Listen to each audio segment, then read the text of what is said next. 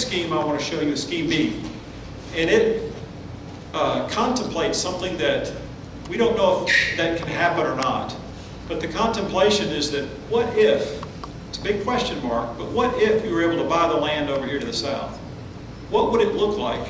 I'm sorry. I'm a little directionally challenged. I'm supposed to know this stuff as an architect, right? Oh, sorry, that way. Okay. This piece of land right here is where the house is.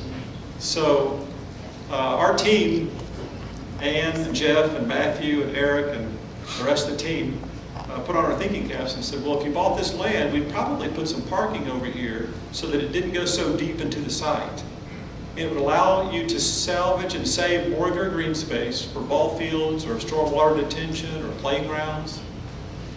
And we could also set up this little garden that had a little entry access, and you would enter the worship space on the south side instead of entering it through the current worship space. So the bell tower in this scheme moves out here to the corner.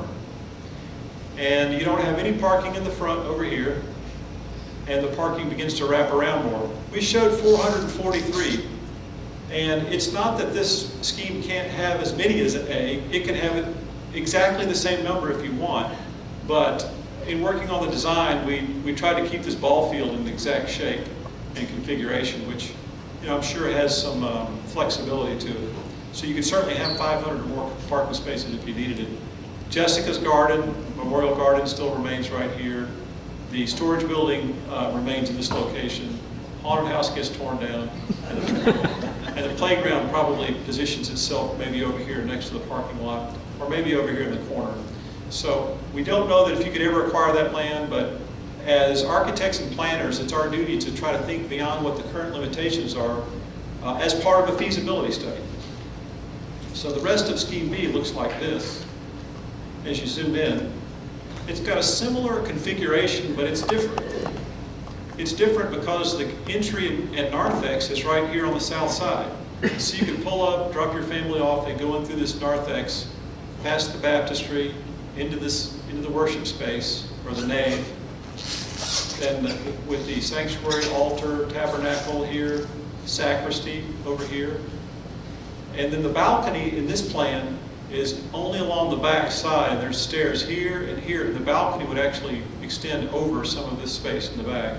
And that would be your future expansion. The existing space still has a chapel on this north side of the plan, and it has some classrooms on the south side. So the part of your space that has the very tallest ceiling with the natural light that comes in on the side would be a tall, long, like concourse or circulation path.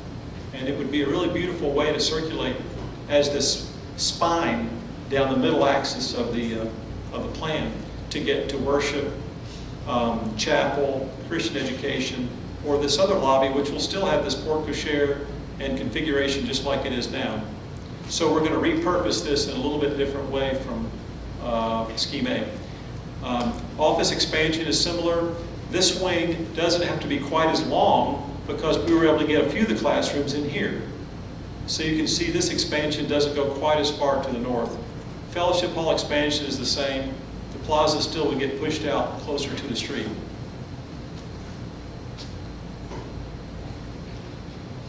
And this is what scheme B would look like from sort of what we call a bird's eye perspective, or if you were flying over, what would you see? And you can see the spire comes forward. It's a little bit more prominent. It's still a Gothic revival scheme in some ways. This one could actually probably be Romanesque the more that I look at it, because it's got half-round arches instead of pointed arches. The half-round arches are more common to the Romanesque, and these parapet walls with little precast caps. And then the entry would be along the south side. And here's the beginning of this garden that you saw on the site plan.